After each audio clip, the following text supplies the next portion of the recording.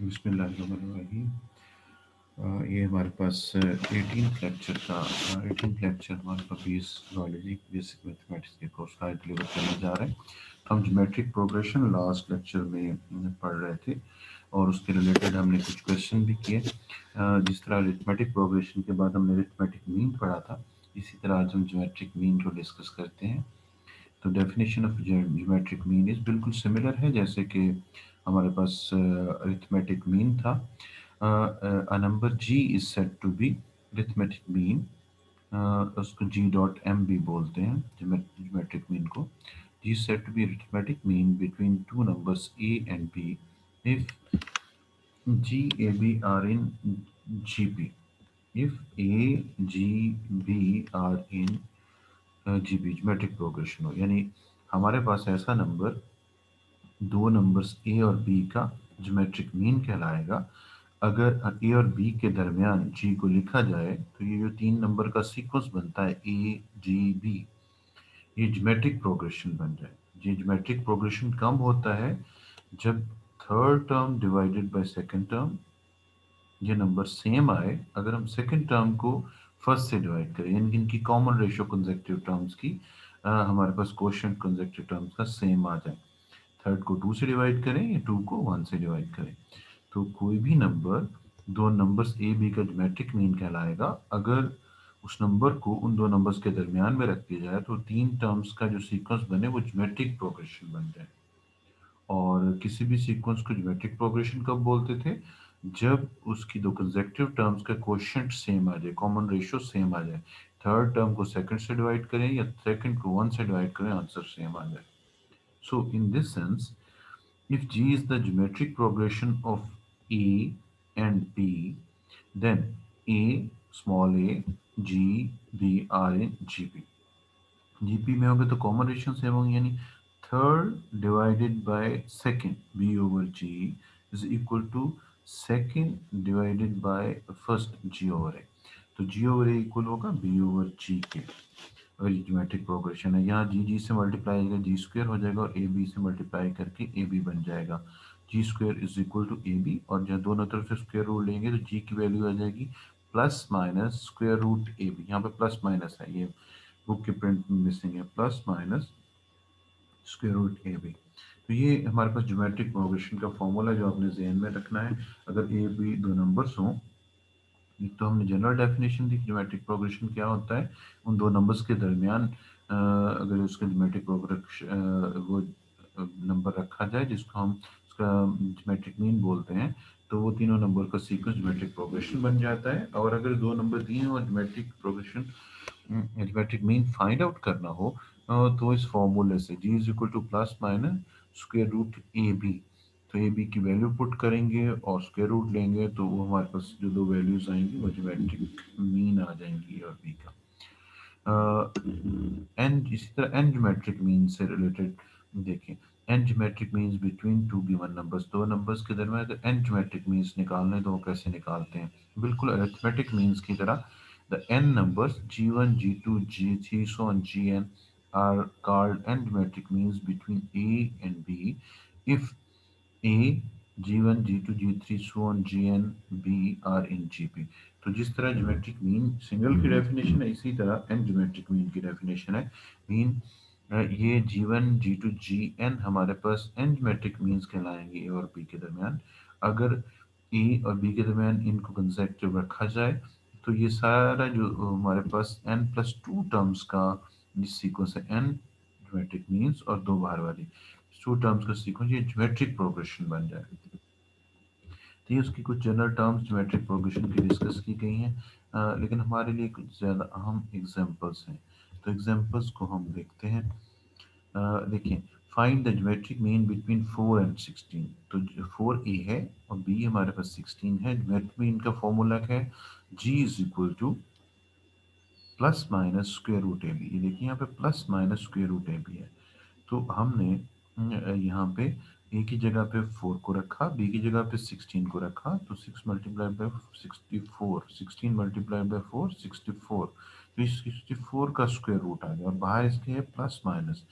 This is equal to 64 का जो square root है तो वो 8 के इक्वल होता है, तो ये आ गया plus minus 8। The geometric mean may be positive 8 और माइनस 8, तो ये 8 भी हो सकता है और माइनस 8 भी हो सकता है, यानी दोनों इसके आंसर है। Inserting each two geometric means between 4 and 16, we have two geometric sequences 4, 8, 16 and 4 minus 8, 16. In the first case r is 2 and in the second case r is minus 2. मतलब जैसे हमने डेफिनेशन में पढ़ा था कि कोई नंबर ज्योमेट्रिक मीन कहलाता है अगर उसको उन दो नंबर्स के दरमियान रखा जाए तो तीन नंबर्स का सीक्वेंस जो है ज्योमेट्रिक प्रोग्रेशन बन जाए। तो यहाँ पे 4 और 16 के जो दो ज्योमेट्रिक मीन्स निकल रहे हैं 8 और पॉजिटिव 8 और नेगेटिव 8।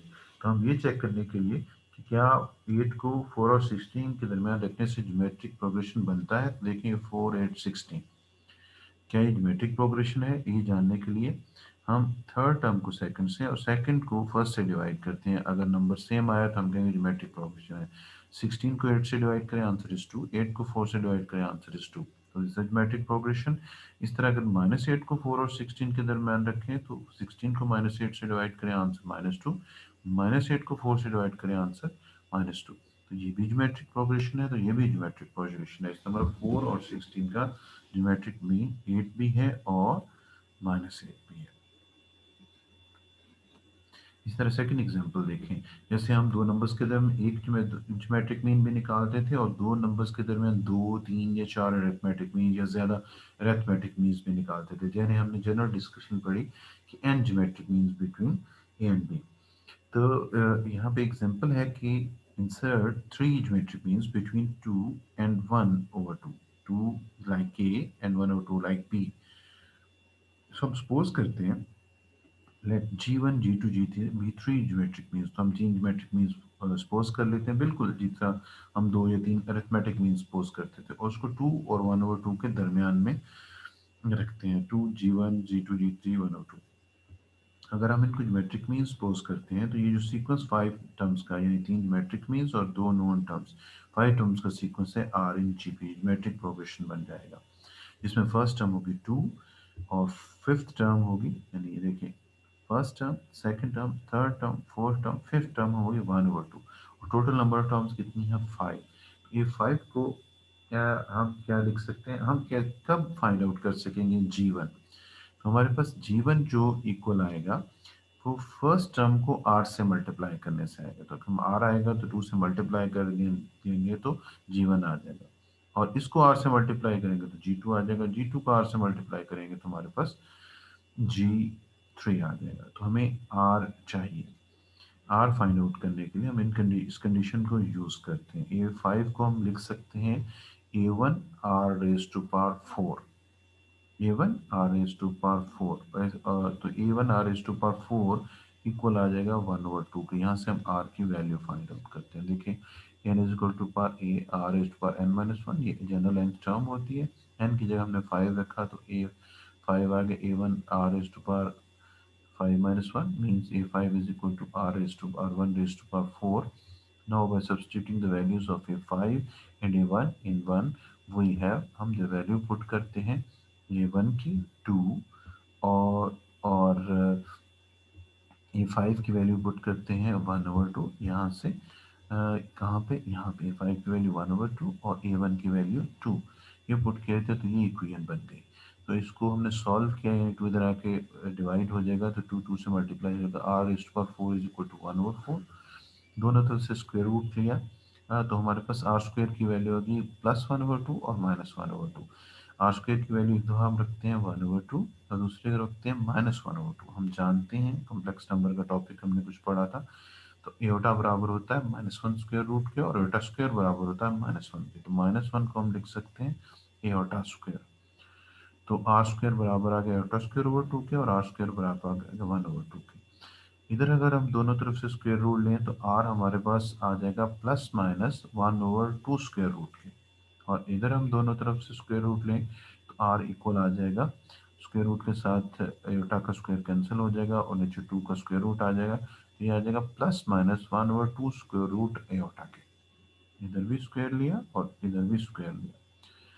तो अब हम इन आर की चार वैल्यूज आ रही है, चारों वैल्यूज के लिए हर आर की हर सिंगल वैल्यू हमारे पास G1 G2 और G3 देगी। फॉर एग्जांपल जब आर 1/2 स्क्वायर रूट हो तो G1 क्या होगा, first term multiplied by r, 2 multiply by 1/2 square root, और उसको ज़रा सॉल्व करके हम इसका आंसर निकाल सकते हैं।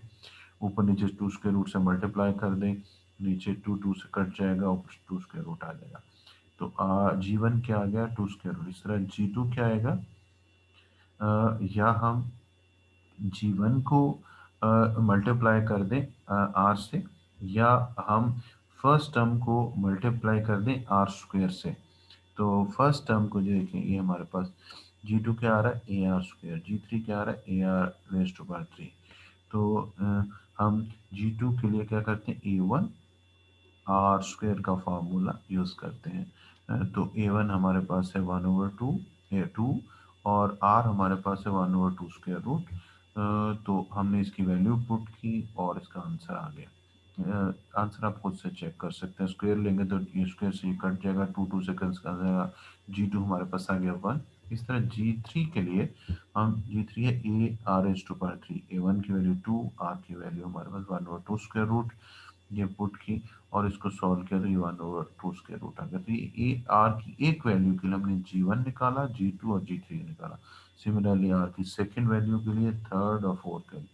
मैं रिपीट करता हूँ, आर की दो वैल्यूज आ रही हैं, यहाँ पे प्रिंटिंग में मिस्टेक है, इसके इसमें आर इक्वल है +-1/2 स्क्वायर, ये प्लस माइनस इधर है, तो यहाँ पे आर इक्वल है +-1/2 स्क्वायर रूट है हटा के। तो आर की चार वैल्यूज हैं, एक प्लस के साथ, एक माइनस के साथ, एक प्लस के साथ, एक माइनस के साथ। चारों वैल्यू हर सिंगल वैल्यू के साथ G1 G2 G3 हम निकालेंगे। तो हम बताएंगे कि व्हेन आर दिस हो तो G1 G2 G3 ये होंगे। इस तरह से ये हमारे पास G1 G possible G1 G2 3 G3 आ गए। These are the three geometric means between 2 and 1/2। इसका नेक्स्ट पार्ट हम एक्सरसाइज सॉल्व करेंगे नेक्स्ट लेक्चर में।